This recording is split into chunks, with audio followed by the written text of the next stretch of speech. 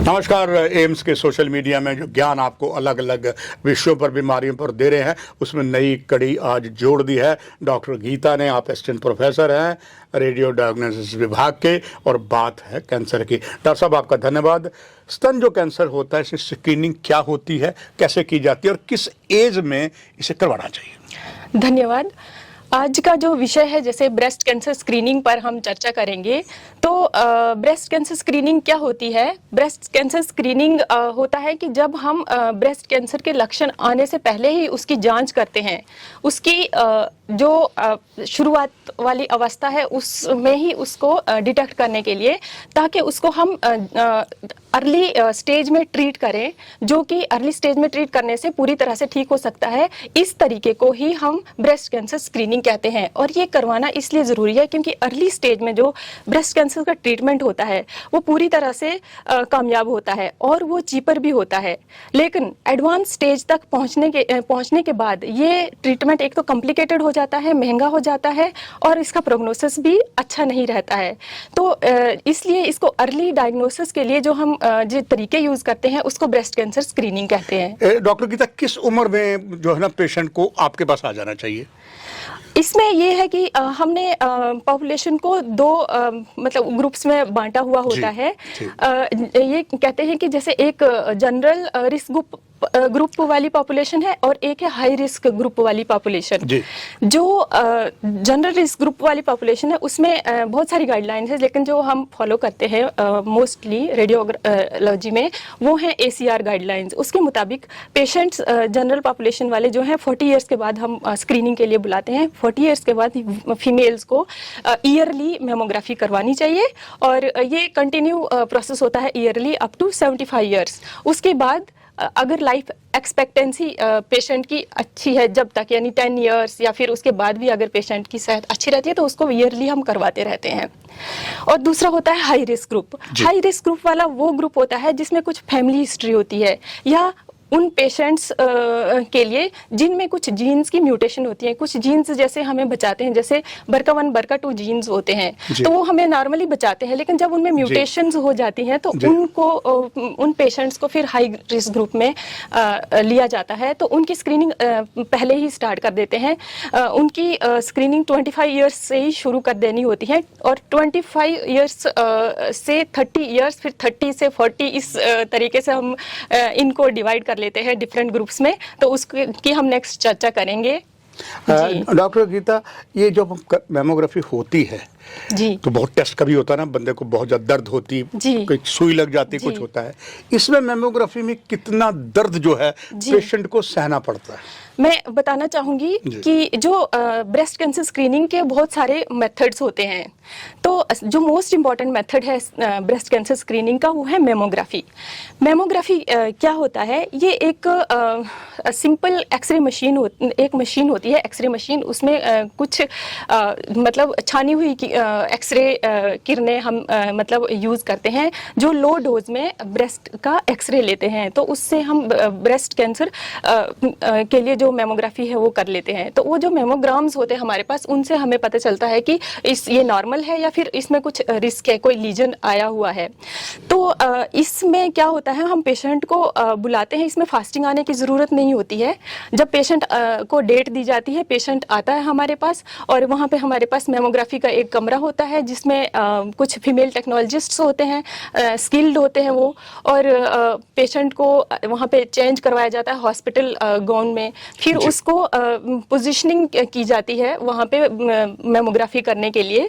तो उसमें कोई ऐसे दर्द वगैरह नहीं होता है। ये एक बिल्कुल मतलब डॉक्टर गीता, हम कह सकते हैं कि जैसे एक लेडी होती है जब माँ बनने की स्थिति में आती, लेबर पेन होती है, वो कंसीव करती, दर्द होती, मगर दर्द बड़ा लाभदायक होता है। ऐसे ये है, चूंकि कैंसर के जो पता लग जाएगा। लेकिन इसमें इतना दर्द नहीं होता है। मतलब हल्का सा क्या होता है ना, हमारे जो अल्ट्रासाउंड वो जो मेमोग्राफी कंसीविंग में तो उतना नहीं था, इसमें मामूली सा होता है। जी। और जब जो वो प्लेट्स होती है एक्चुअली वो मेमोग्राफी मशीन जी। में, तो उनको हल्का सा प्रेस करना पड़ता है ताकि वो एक्सरे प्रॉपरली आए।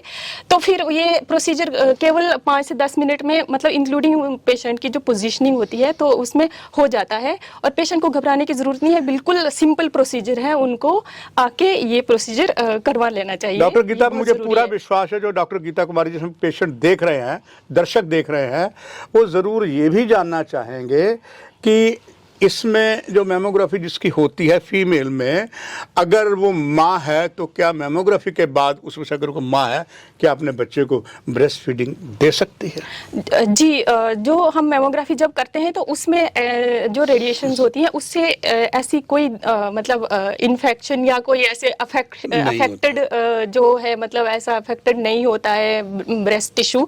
तो इमीडिएटली आफ्टर जो ये प्रोसीजर है, इसके बाद माँ बच्चे को दूध पिला सकती है। डॉक्टर गीता जी, अब बात यह है कि ब्रेस्ट महिलाओं में जी और चेस्ट पुरुषों जी, की, जी। तो क्या ये जो मेमोग्राफी है, क्या पुरुषों में भी ऐसे कुछ लक्षण होते हैं कि उन्हें भी ऐसा कैंसर हो? पुरुषों में यदि कोई लक्षण आता है उसी टाइम हम मेमोग्राफी कराते हैं। यूजुअली स्क्रीनिंग के लिए पुरुषों में मेमोग्राफी नहीं करवाई जाती है। उनको जब कोई लक्षण होता है तो तभी मेमोग्राफी करवाई उसी जाती है। टाइम करवानी होती है। जी, डॉक्टर गीता जी, डायग्नोस्टिक आपका मेमोग्राफी। बहुत ज़्यादा अनुभव है। पहले आप किसी बहुत ऊंचे संस्थान में थे, अब पीजीआई में, अब पीजीआई से यहाँ आप आई हैं जो मुझे खबर मिली है। तो क्या डॉक्टर गीता जी, एम्स में अब जो लेटेस्ट टेक्नोलॉजी जहाँ पहले थी जी उससे कितनी और ज़्यादा है, दर्शक जरूर ये जानना चाहेंगे। जी, हम भी यहाँ हमारे एम्स में भी वैसी ही मशीनें, एडवांस टेक्नोलॉजी वाली मशीनें ला रहे हैं अपने एम्स में। जैसे हमारे एम जो हमारी कंट्री के ऊंचे संस्थान हैं जैसे पीजीआई या एम्स हैं।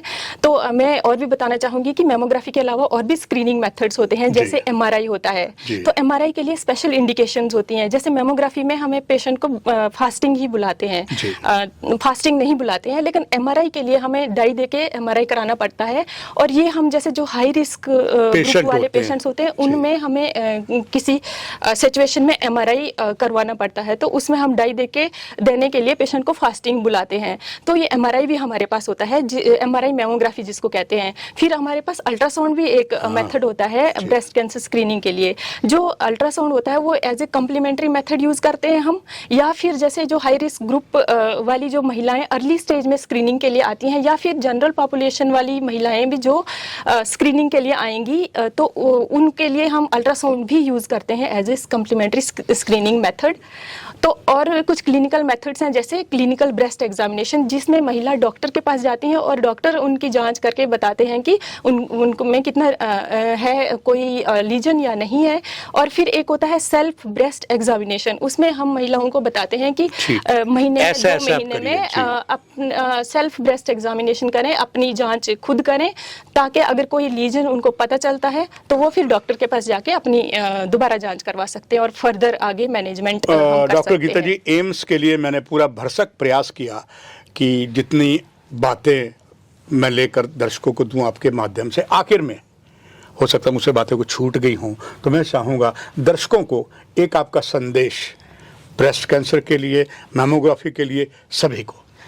जी, हम बहुत सारी बातें जैसे छूट भी गई हों, लेकिन समय की कमी के रहते हुए हम कुछ इम्पॉर्टेंट चीज़ें मैं और बताना चाहती हूँ पेशेंट्स को कि जब मेमोग्राफी या कोई भी स्क्रीनिंग मेथड से हम ब्रेस्ट कैंसर का स्क्रीनिंग करते हैं और उसमें अगर कोई लीजन हमें मिलता है तो ऐसे घबराना नहीं है, क्योंकि बहुत सारे जो लीजन्स होते हैं वो बिनाइन होते हैं, जिनमें कोई कैंसर का रिस्क भी नहीं होता है। तो उनको जल्दी से डॉक्टर को दिखाना चाहिए और उनका अगर बिनाइन है तो प्रॉपर इलाज होता है, और अगर तो कैंसर की शिकायत है तो उसमें भी अगर हम जल्दी अर्ली अवस्था में उसकी जानकारी हमें मिल जाती है, जैसे डिटेक्ट कर लेते हैं, तो उसका इलाज पूरी तरह से हो सकता है।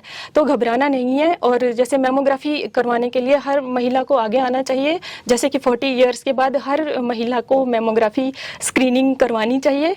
और जब मेमोग्राफी करवाने के लिए महिला को आना है तो उसमें क्या है कि जैसे कुछ एक्सिलरी रीजन में अपने डिओड्रेंट्स या पाउडर्स अप्लाई करके नहीं आना है और सिंपल कपड़े पहन के आना है, क्योंकि आके हमें हॉस्पिटल के कपड़े चेंज करके फिर हम मेमोग्राफी का एग्जामिनेशन करते हैं। तो ये सब बातें हैं। तो और मुझे पूरी उम्मीद है दर्शकों बहुत सी महत्वपूर्ण जानकारी है डॉक्टर गीता जी ने आपके लिए खास करके जो कैंसर के लिए मेमोग्राफी के लिए आपके लिए ज्ञानवर्धक होंगे। डॉक्टर साहब आपका बहुत बहुत धन्यवाद। दर्शकों आपसे भी इजाज़त, नमस्कार।